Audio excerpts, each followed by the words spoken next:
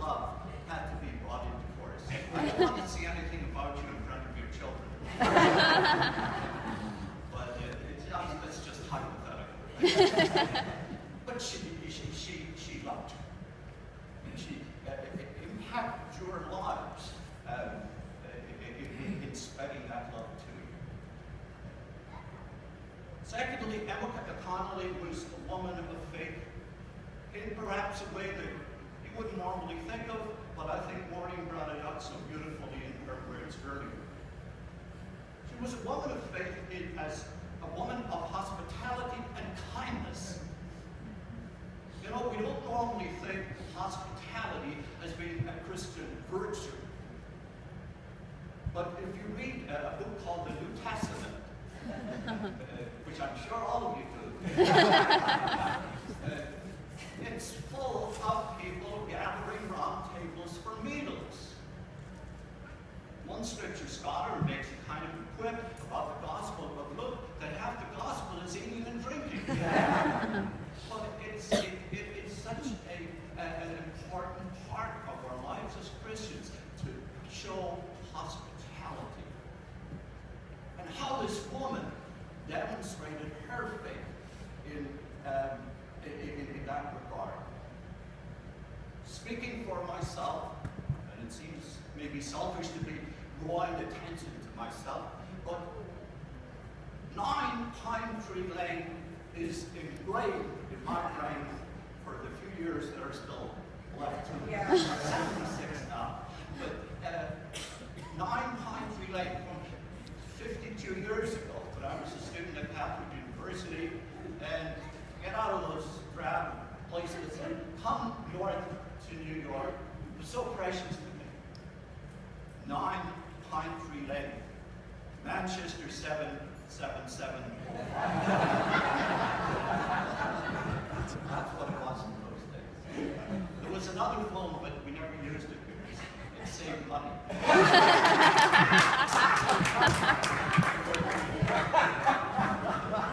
That's what Mr. Connolly said in the But true to speak, I have slept in every bed in 9 Pine Tree Lane, with the exception of the master bed. That house is so precious to me. And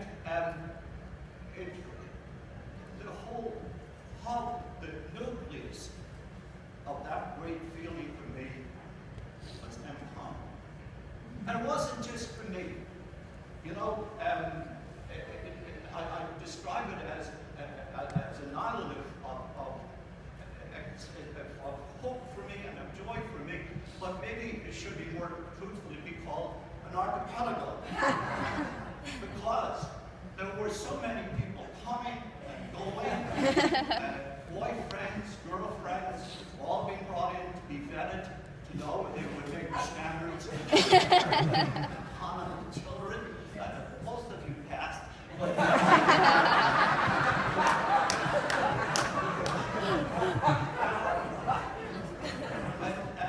it was not very nicely, with true respect for the person.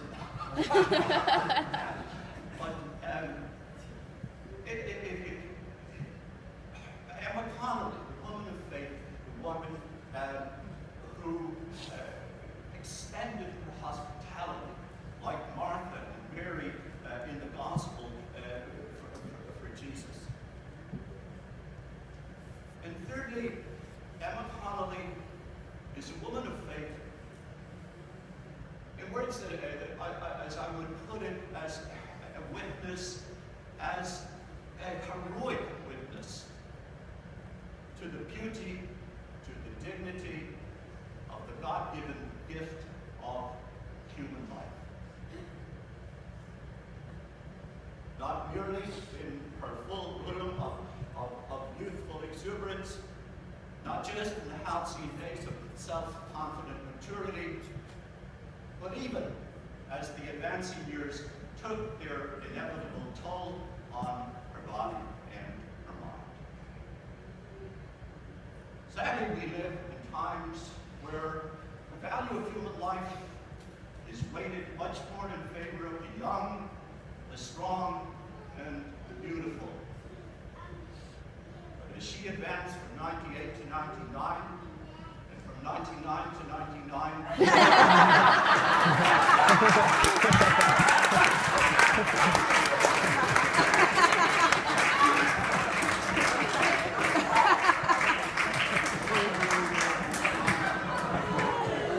from 99 to 99. She proclaimed with every fiber of her being, I am alive. My every new day is God's precious gift to me. I will savor it. I will thank him for it. I will place myself in his loving hand. Small footnote. I hope God forgives her for reading the left-wing New York Times. I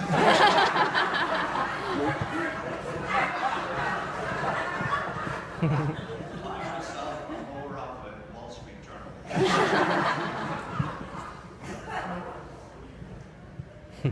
So much for the woman of faith. And then, of course, for the promise. You have faith in God, have faith also in me. The promise, I will come again and take you to myself. In my Father's house there are many rooms, and you will share in them. Where he is, Emma is today, and where Joseph is, she also is. The first reading, we said, in the eyes of the foolish, she may seem to have perished, but she is in peace.